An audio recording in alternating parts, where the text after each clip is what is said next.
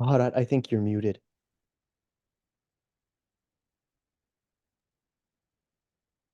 Yeah, sorry. Welcome you all. And today's topic is crafting compelling Fulbright personal and research statement.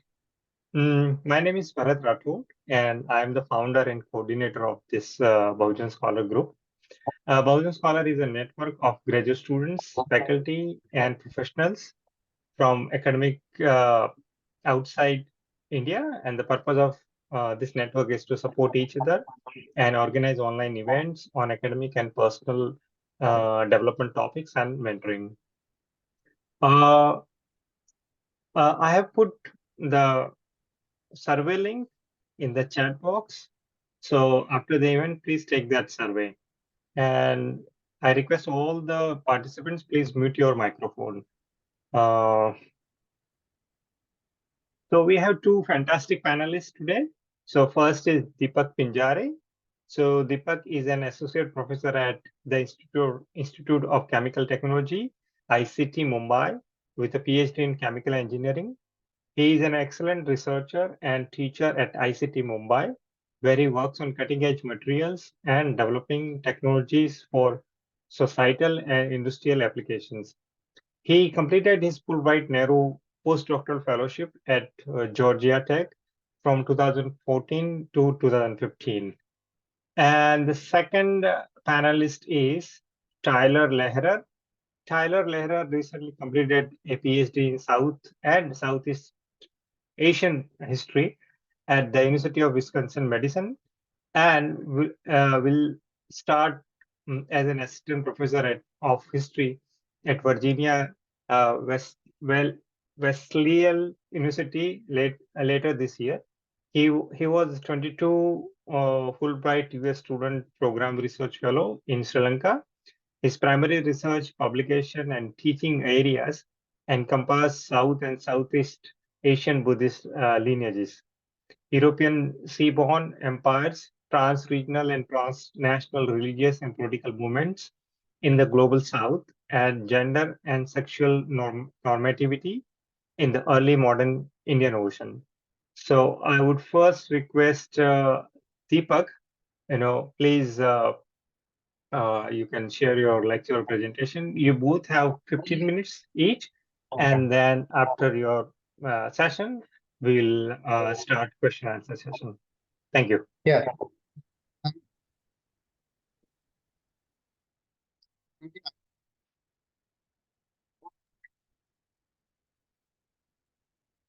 I think we are not able to hear Deepak. Hello, can you hear me? Now we can hear. I would like to share my Fulbright Nehru proposal, which I submitted that time. And apart from the scientific background, one thing is very important is the proposal needs to have a social relevance for both the countries, that is United States as well as for the India. That is the basic line when you are preparing any kind of the proposal under the Fulbright Nehru Fellowship. Just I'll share my Fulbright proposal and we'll try to show you how it can be written and what are the use. Can you see the screen? Hello? Yeah. So that time the title was prepared as, this is again, I would say, considering the solar cell application. Way back in 2014-15, this proposal is prepared in 2013. That time the solar concept has been coming up to everywhere. So scarcity of the energy at both the levels, at the United States as well as at India, both the countries were struggling with the high energy conversion of the photovoltaic materials. And few of the scientists have already working on those direction. That time the conversion rate was hardly a 9 to 10%, but now it has been reached to 18, 20% by doing the extraordinary work by the several scientists. So overall theme was sort of the energy, which I thought it should be click and it should be applied at the time. So if you divide your proposal is in the form of, say, objectives, then you have to write the summaries, what exactly you want to write it. Then the next one is you need to write down the background and the aims of your proposal. Then on the base or on, then you have to give the research plan that you want to conduct at the any specific university, because in the United States every university has specific program. That time during my tenure, Professor Said Marder, who was one of the specialized person in dye sensitized solar cells and was supposed to be one of the dynamic scientists. So I approached him for such kind of the work, and based on the host interest as well as my interest, we thought that why not we can think about putting the proposal under this area. And definitely that time I was not having an expertise in solar cell, but I was having an expertise in cavitation. Now, what is cavitation? So forget about the science part of the cavitation. This was one of the technique which are supposed or which can be created new surfaces. So these surfaces will automatically increase the your absorption capacity, so that you will increase the energy output. So then you have to write the significance. Then again, now that time the fellowship period for the postdoctorate fellowship was 12 months. Now it is 24 months, and you have to give all kind of the milestone. Then what kind of the associated activities you would like to conduct, and what could be the expected outcome. So this is how I prepared the proposal, and obviously it will change from what we can say from it will change from faculty to faculty, because all faculties are humanities, science, engineering, geography, geology, anthropology, then social relevance. So there are a number of subjects, even journalism. So depending upon this I would suggest in science, but these are the some kind of the methods where you have to write a very strong proposal.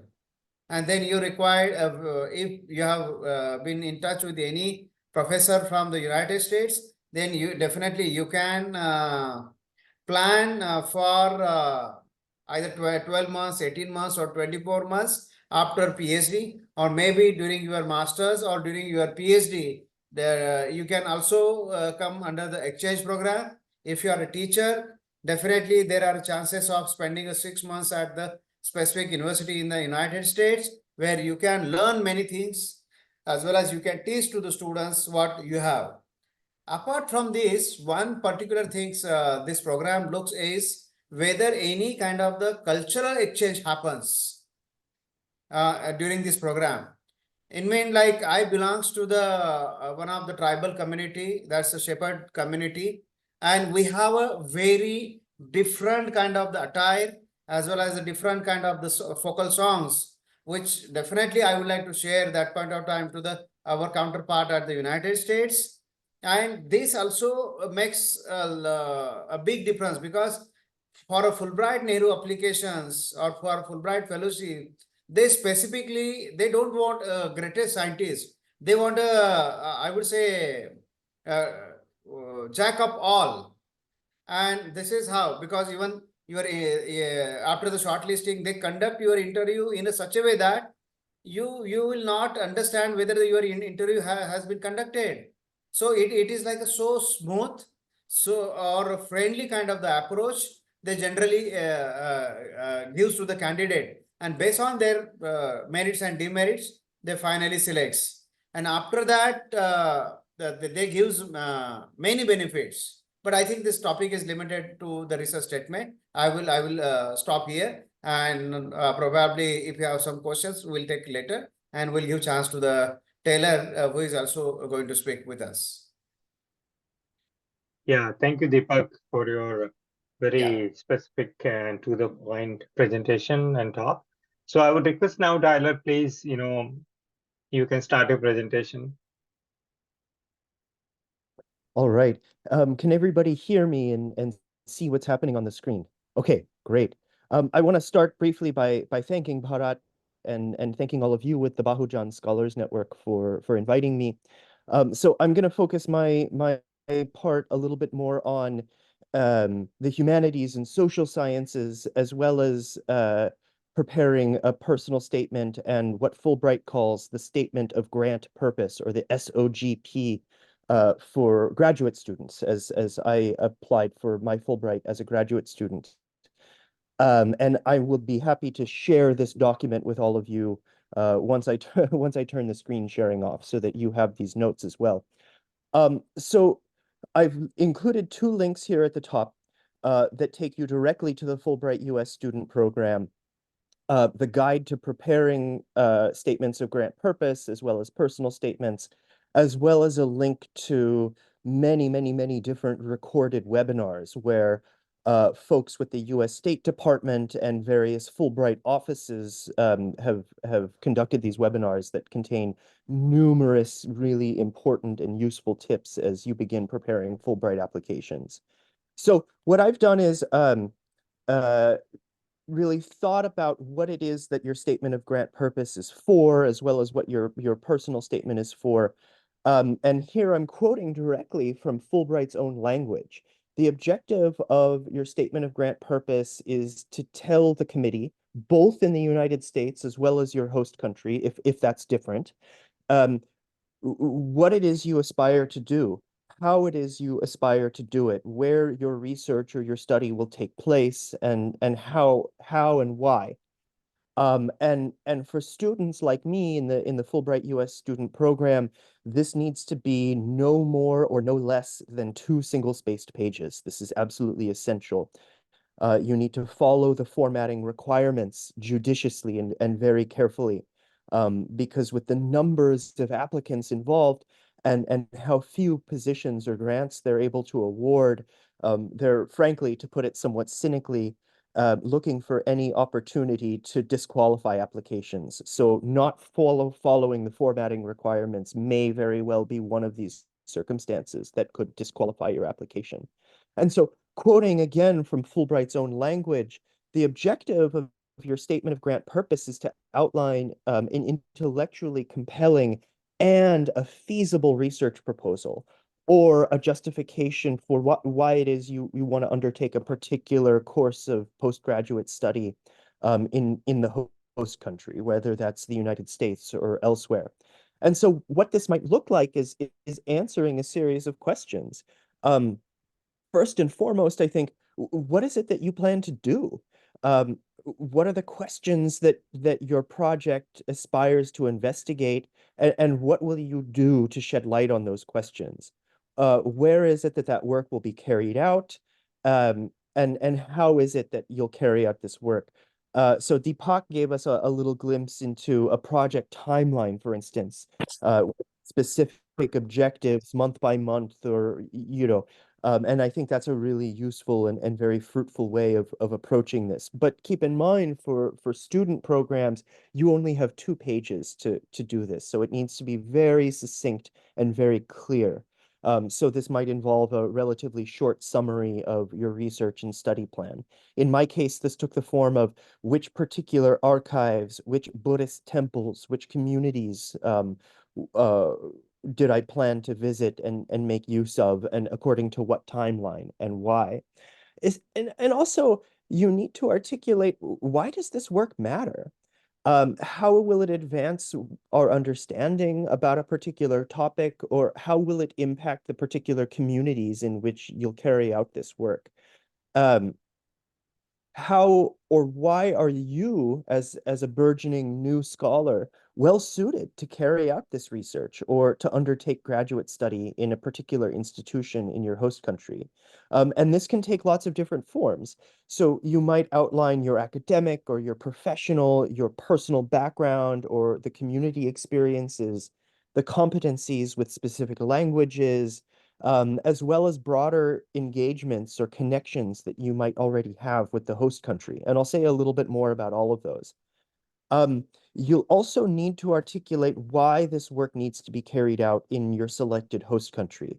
So here for historians like me, this is all about archives, right? So we need to go to this particular place because the archives are there, right? If you're working more sociologically or anthropologically, then you might talk about the communities or the people or the geographic spaces that are absolutely central to the work that you want to undertake. In many cases, you'll need to develop an affiliation with an institution, a university, a community organization in your host country. And so this is a good opportunity to articulate why that affiliation is so central to the work that you want to carry out, whether it's working with a particular scholar, a particular research center, or a particular community or activist organization. And that will then connect to those letters of affiliation that you'll also submit with your Fulbright application in order to create this much more cohesive and connected picture of you as an applicant. Um, as Deepak already mentioned, and I can't emphasize this enough, your statement of grant purpose absolutely has to have this cultural or not political, a cultural or a social component to it.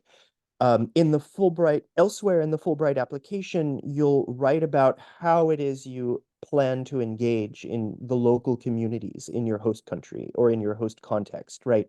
And so you won't want to repeat that here in your personal statement, but what I think would be very beneficial and very valuable is to make a connection to how the research you want to undertake or the program of study you want to undertake might relate to the kinds of um, host country participation or engagement that interests you most.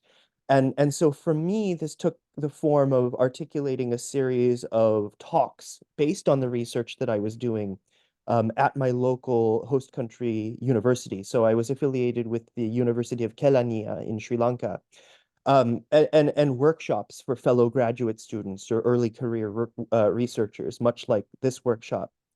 And finally, you want to articulate how or why the work you propose to undertake is decisive in advancing your own goals, be they academic, intellectual, or personal. And of course, in order to do that, you'll have to outline what those goals are. All right, so let me move then to the personal statement. So whereas in the statement of grant purpose, you're answering these questions, when, where, why, and how. In your personal statement, you're answering the question, who. You're talking about your own background, your motivations, and your personal attributes. And you need to do this in a way that does not duplicate or summarize what it is you've already articulated in your statement of grant purpose. And this is essential. So your personal statement complements your statement of grant purpose by providing more context about you as a researcher and a scholar rather than just repeating what it is you've already articulated. And so my recommendation as you begin to draft your Fulbright applications would be to start with the statement of grant purpose, draft that first, and then move on to your personal statement. So the first part is your motivations. What are the academic, the intellectual, the personal experiences that have shaped you as a person, that have shaped you as a scholar, that have shaped you as a researcher, and how have these helped you to formulate the project that you've already articulated in your statement of grant purpose? Here you can talk about your background. What identities do you carry with you? What curiosities about the world, and what are the ambitions that you're bringing with you into your host country? And how will these then enrich the community in which you'll live and work? And how will they jointly contribute to your experiences as a Fulbright researcher or scholar? Talking about your personal attributes as well. Um, how are you prepared to navigate the challenges of, the better part of a year in a new place, in a new host country? So here you'll demonstrate that you've thought really carefully about that. You might talk about the forms of resilience or persistence or flexibility or intellectual curiosity that you have. and how that will make you ideally suited to serve as a Fulbright scholar. And here I think for me, this takes the form of articulating how I as a white middle class North American scholar going to Sri Lanka, um, how it is that I want to learn from the communities in which I'm embedded, and not just about them. And to make this a very genuine kind of intellectual and cultural exchange. And here you'll showcase what it is you know about the host country, the diverse people and communities and histories and contemporary social or cultural or political dynamics. And here again, you'll want to close by articulating how a Fulbright grant will be decisive in advancing your own individual academic or career or personal goals. And so while your statement of grant purpose is talking about how the work itself, the project, the research is essential to those goals.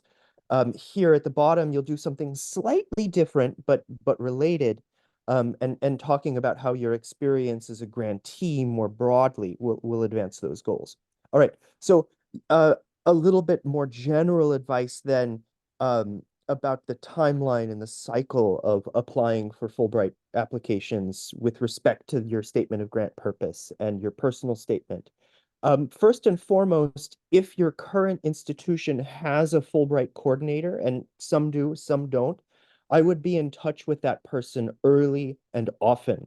It is that person's job to help you draft as compelling an application as possible, by engaging you in conversation, by reading your drafts, by helping you understand certain features about how the Fulbright program operates in your selected host country. And in my case, our wonderful Fulbright coordinator here at the University of Wisconsin maintains a dossier of of statements from previous successful Fulbright applicants. And these are anonymized, of course. But I had access to something like 100 different statements from previous generations of successful students that really helped me, think carefully about how to approach this, because I had this wide array of examples to inspire me.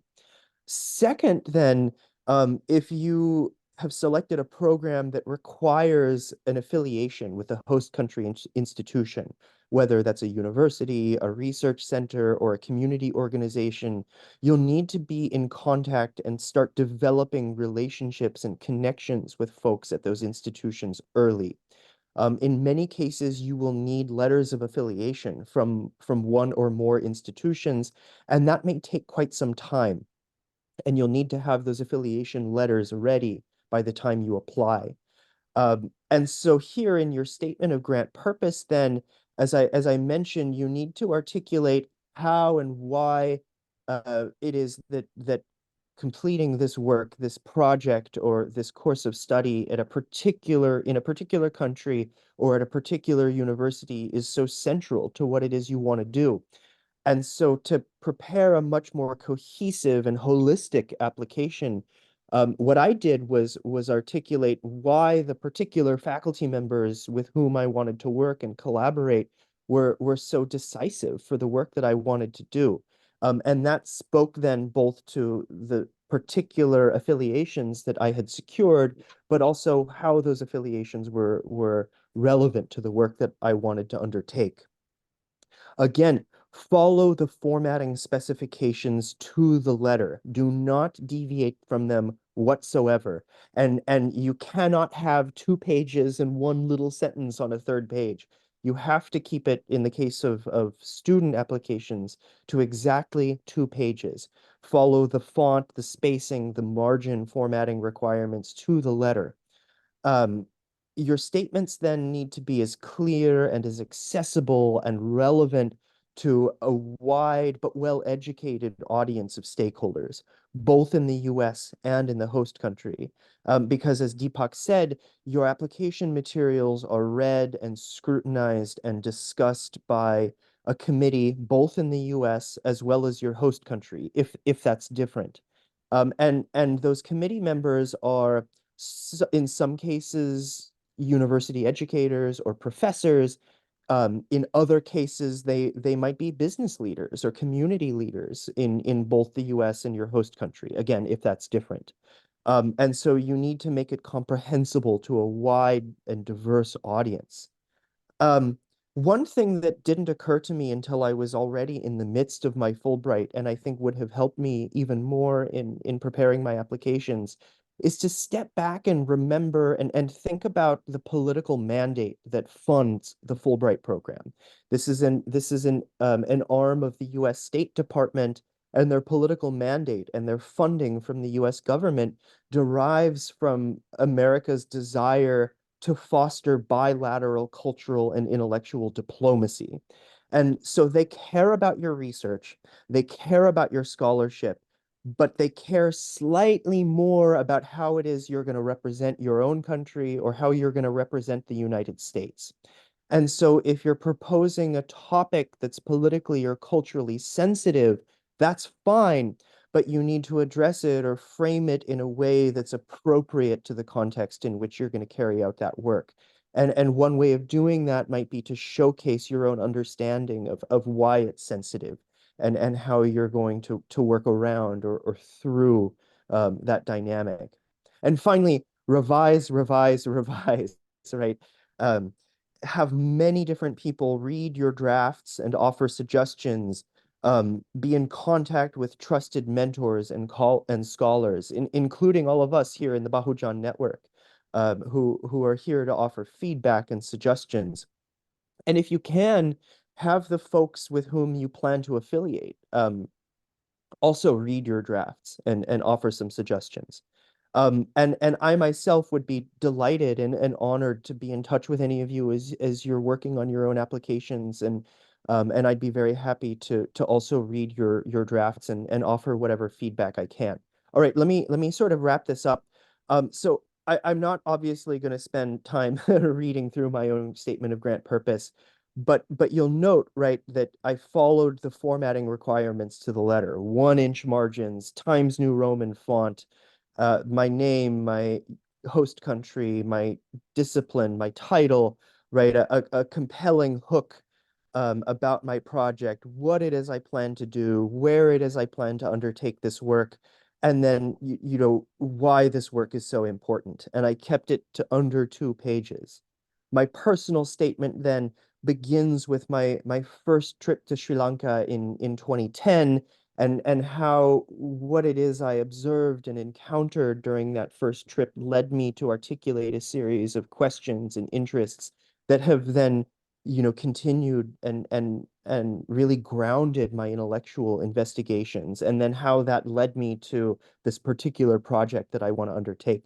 So here I'm complementing what it is I articulated in my statement of grant purpose, but I'm doing it in a much more narrative fashion that helps the committee understand the intellectual and personal contexts and dynamics that have shaped me as a scholar and a researcher. And then of course I talk all about my language study and the networks of colleagues and mentors and friends that I have in Sri Lanka, and some of the conferences and publications and things that I've done. So then I would encourage you to, and I'll share these links with all of you.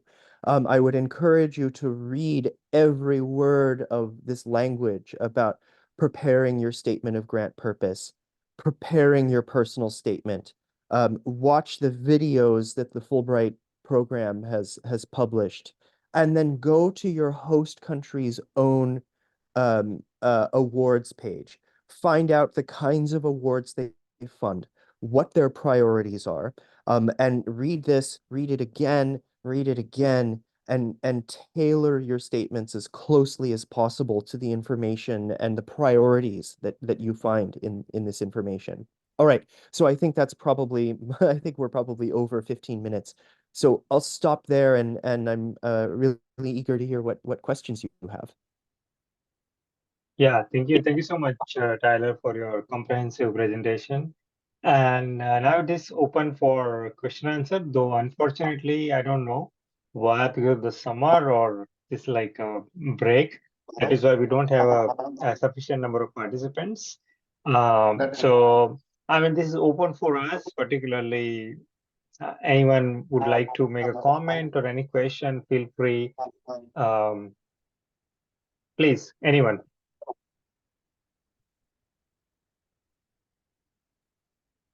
Hello, Taylor. Hello, Deepak.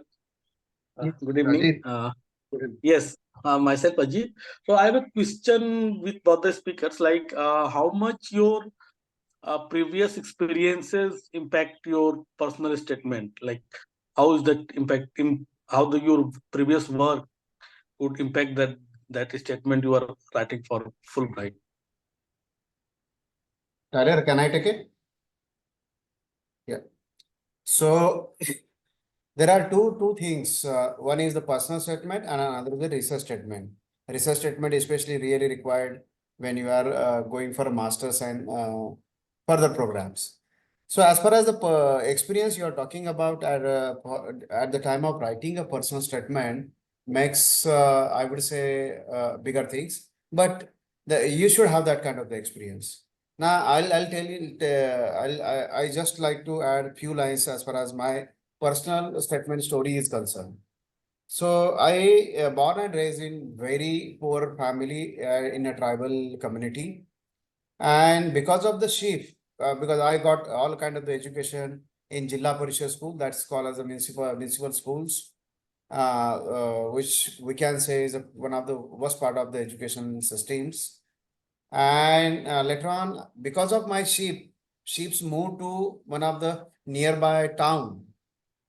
Our sheep, because we belong to the shepherd community, our sheep, because we also comes from the dry area where we don't have the rain, probably 100 or 200 for during the entire year. So our sheep moves at least 8 months to other cities.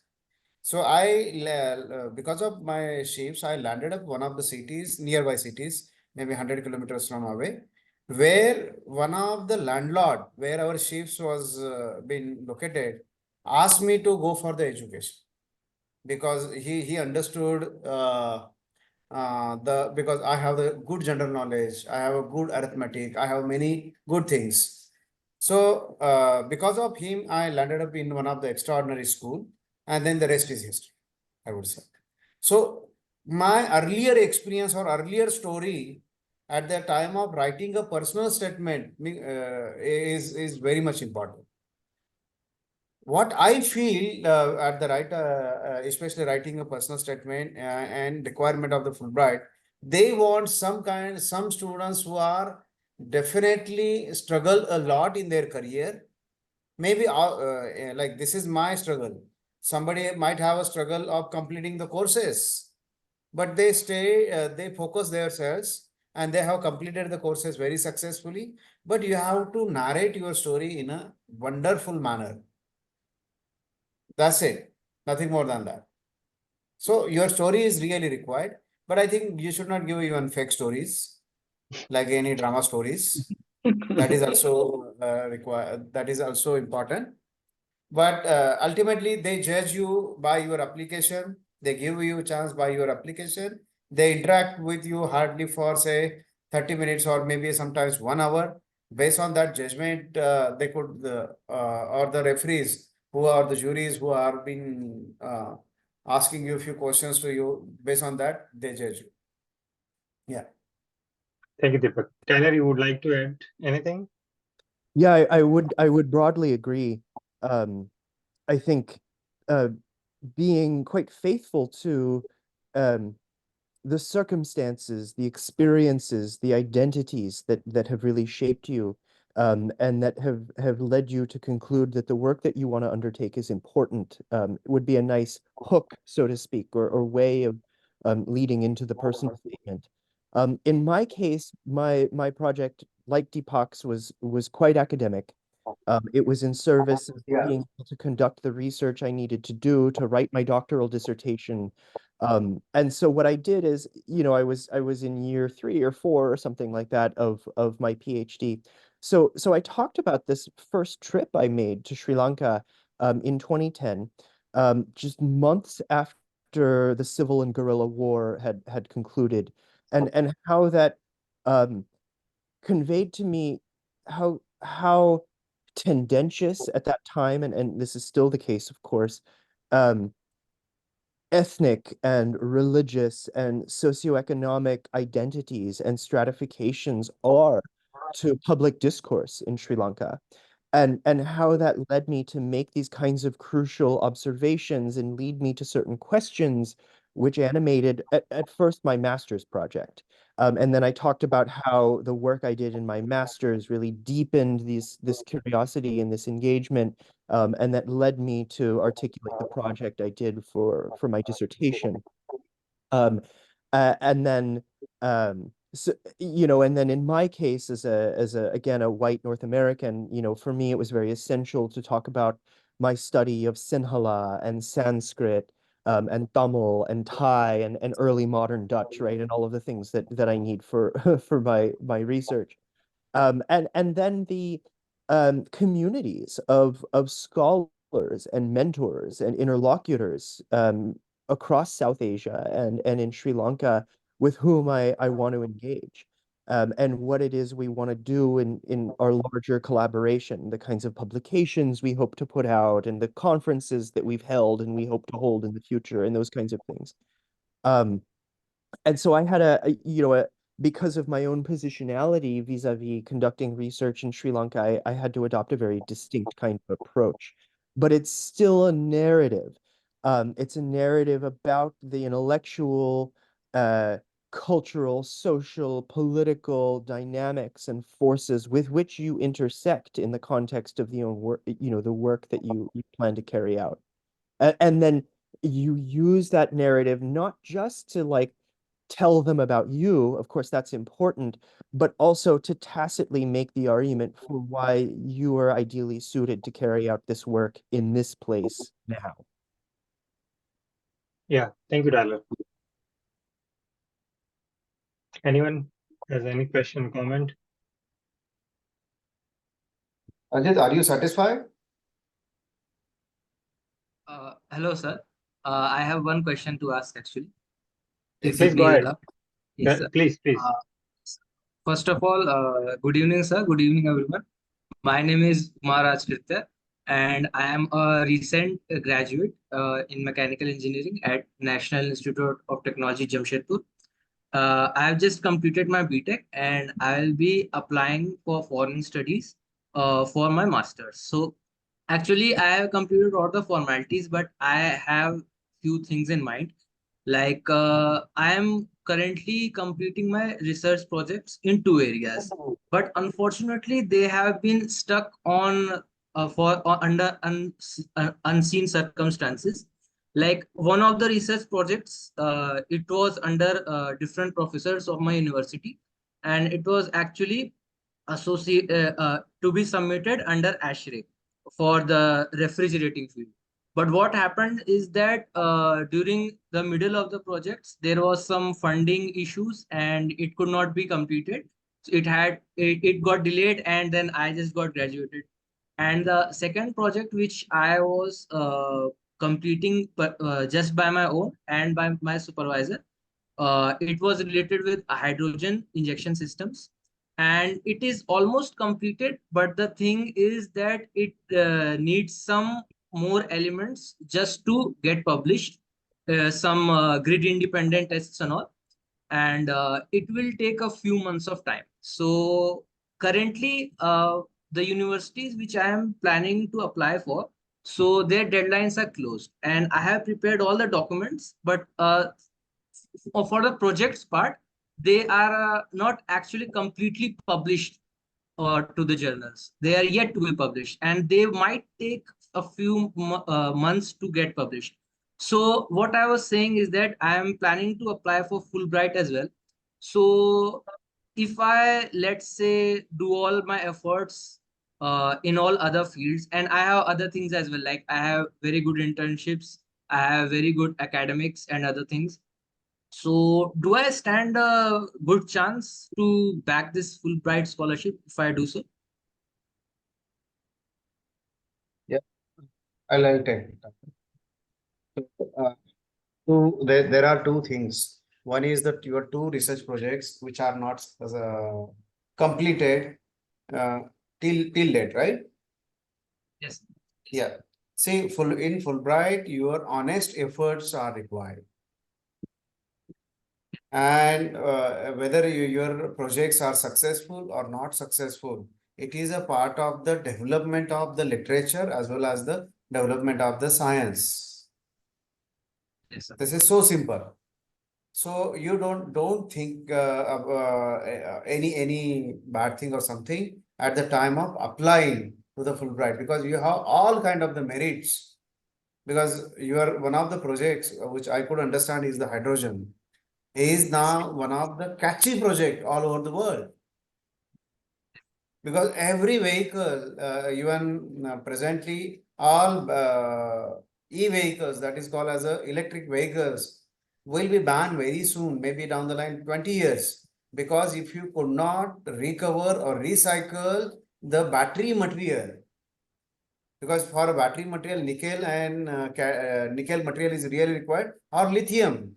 And we have in the world, we have a very small elements present, because they don't have in bigger quantities.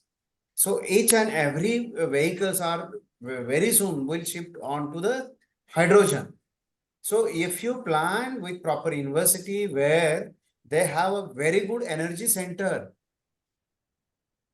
I feel where you will get a big chance to get admitted into those universities.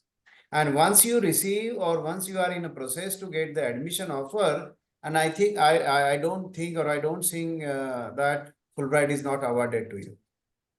Fulbright want a very good candidate with honest background to work in the United States. Then they should go back to their own countries.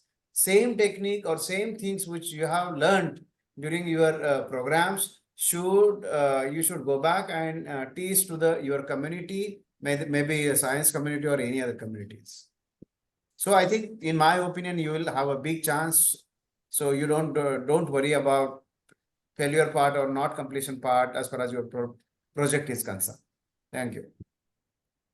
Thank you, Deepak. Thank you. Yeah, There's I want to, maybe if I may, there's please. two things I heard in your question that I want to address. That I think you can make this work really well for you. If we're talking about making a compelling statement, I already heard two things that are really compelling. On the one hand, it sounds like you were in the midst of conducting this research, and due to funding constraints, timelines, administrative issues, you weren't able to finish collecting the data you needed to finish a spate of publications. That right there helps you articulate this why do I need to undertake this particular course of research in this place at this particular time. And so you can use that to justify or orient a lot of those how, why, what, when, where kinds of questions. Why does this matter? Why is it essential? Why am I need to conduct this research now? Because you weren't able to finish this project that you and your colleagues have demonstrably generated a lot of research for, but because of various circumstances, were not able to complete. And now, with the benefit of a Fulbright grant and an affiliation with a particular institution, you'll be ideally suited to complete that work. So I think that actually helps to strengthen your application significantly. The second thing I heard was that it sounds like you're applying for master's program in the US, right? And Yes, uh, sir. and that you may now you may now be beyond the point of the application cycle for this year. So that, I hate to say it, but that might mean you have to wait until next year, until the standard US graduate school application period. And in the humanities, your applications are due between November and February, broadly. So it might unfortunately mean that you have to wait another year, because those application cycles at your ideal university you want to work at in the US, those are generally non-negotiable. But what that'll give you is additional time to really hone and perfect and revise that statement. Now, I might be wrong about that. Some programs have admissions year round, but unfortunately, you're limited to whatever the standard application period is for institutions in the US. But this will also give you lots of time to network and connect and reach out to PIs and scholars and folks in the different labs at the university that you want to collaborate with in the US, and to start building that kind of relationship and getting those letters of affiliation and so forth, so that by the time you apply for the Fulbright, you'll have all of those materials ready to go, and you can use them to help you craft a very holistic and cohesive application. So I also think you have a very good shot. I would be optimistic. Yeah, thank you, Tyler. Anyone, Sanjeet, if you have any question, because we are a very small group now, so probably we will all get like more than enough time and space to talk and comment. Sanjeet? It might be some problems with the range or something. Yeah, there is okay. If not, okay, you can come back later. I have a question, means just on behalf of the participants and other people, those who will watch this video on YouTube and other platforms. If you could specify some key point, particularly do's and don'ts, suppose 2, 3 do's and don'ts in your application, that will be very, very important for our participants and other viewers to keep in mind, and just see as like this is like main key points you should always keep in mind while preparation since the beginning until till you complete your application.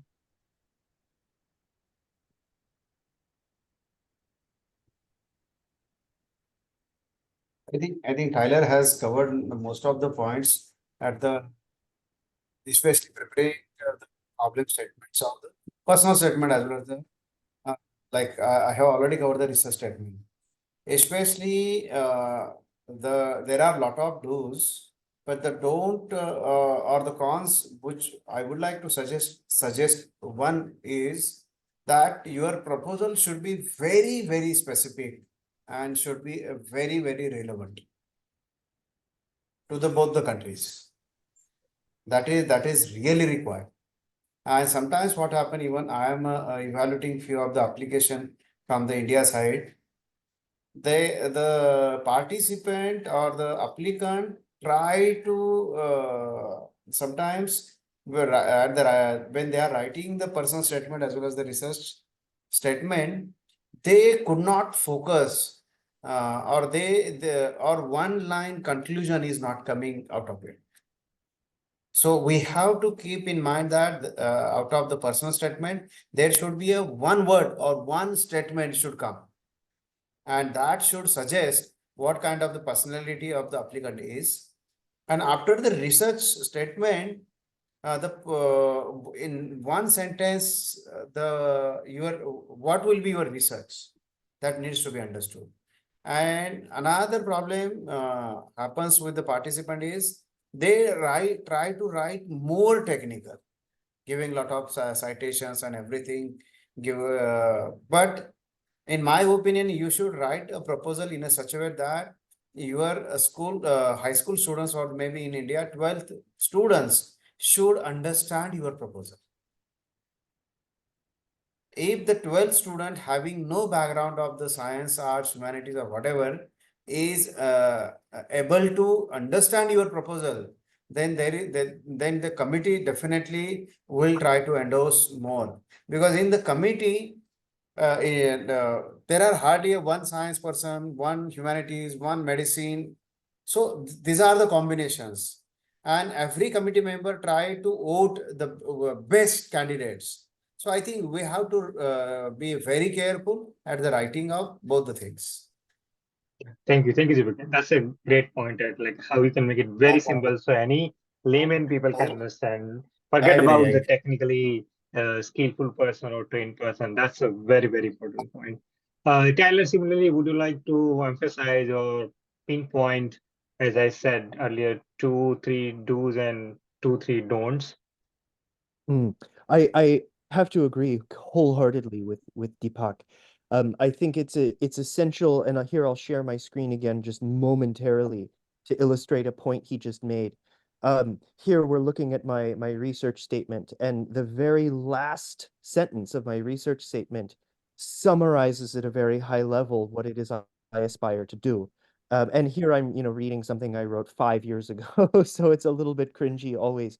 But I want to, use these particular methodologies and sources that I outlined throughout the research statement into a new reading of motivations and actions of the Kandyan and the Dutch East India Company to understand how Buddhist histories of early modern monastic decline and revival operate in the Indian Ocean's unprecedented zone of possibility, risk, and transformation.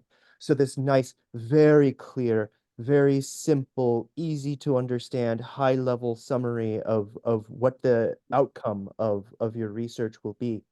And and Deepak is absolutely right. We as graduate students and now, fresh PhD, we're so accustomed to writing to interlocutors in our field, fellow academics, and we all know the jargon and the terminology of our respective fields. But the committees who are reading your applications almost certainly will not.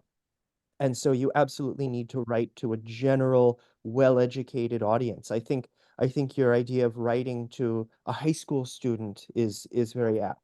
So you need to be able to translate the motivations, the methodologies, the sources or the data, and what it is you want to use these things to accomplish, in a way that's sensible and understandable to um, the committee that will ultimately be voting on your application. And in the case of Sri Lanka, these are, for an American student, these were members of the US State Department and staff and administrators at the US Embassy in Sri Lanka, as well as a committee of Sri Lankan business leaders, political leaders, only one or two professors in Sri Lankan institutions. But for the most part, this was like a CEO of a packaged food company, um, the the creative director of a media company, and State Department staff, right? Who know very little about the specifics of my particular research topic. That said, Deepak is absolutely right. You need to make these statements as specific and nuanced as possible, but do that in a way that it's comprehensible and understandable to the committee that's going to be reading it. And again, the biggest do I think again is follow those formatting requirements judiciously. They're going to have hundreds and hundreds and hundreds of applications for maybe 5 positions in a year, Yeah. and they're looking for any possible reason to disqualify your application, and a very easy one is not following the requirements to the letter. Yeah, that's very, very important. Thank you, Tyler.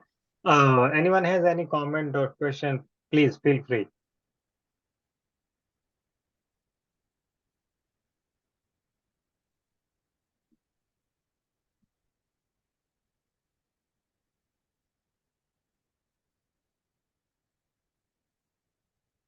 Okay, can I ask one question to you? This is slightly different to Deepak and Tyler both. So I am creating a website for Bahujan Scholar, and on website, one of the component or one of the section I want to create is for kind of resource center. So people can put their templates and proposals and so on. So if you don't mind, and I'm asking you, so can I use your that proposal or what you say forwarded, Yeah. Tyler? Um, Can we use to upload there? I'm okay. I have no. Okay. Let's go. Yeah, absolutely. To the extent that it would be helpful, I'd be delighted to share that.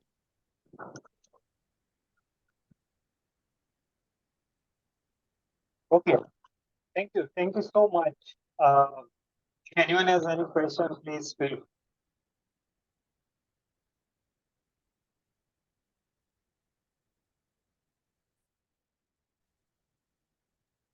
And Okay. I'm going to add my email address here in the chat. And so if any folks today, live with us or watching this video later, Yes, want to be in touch with me, if there's anything I can do, any advice I can offer, sure. or if you just want somebody else to read your draft or read your statement and offer some feedback, I would be honored and delighted to do that. So I'll leave my email address here in the chat. Yeah, thank you. Thank you so much. I greatly appreciate it. Yeah, Yeah, Deepak. the platform, I would like to tell the entire researcher from the US communities, if they want to work in India with specific topics, with specific professor, I'll be more than happy to help them. If they are interested to work in my group or with my university, they are most welcome. And I will add all the kind of the details in the chat box so that later on everybody can use it. Yeah, thank you. Thank you so much, Deepak. And we will certainly contact you for our next mentoring project, as we talked with Deepak and Yeah. Tyler. So soon I will contact you, because still we are deciding some nitty-gritty and other processes. Please. Thank you so much once again. And all the participants, thank you so much. And there is link, I have put the feedback link for participants. So please take the feedback link. So we'll get feedback from you and we can improve our events and different topics and so on.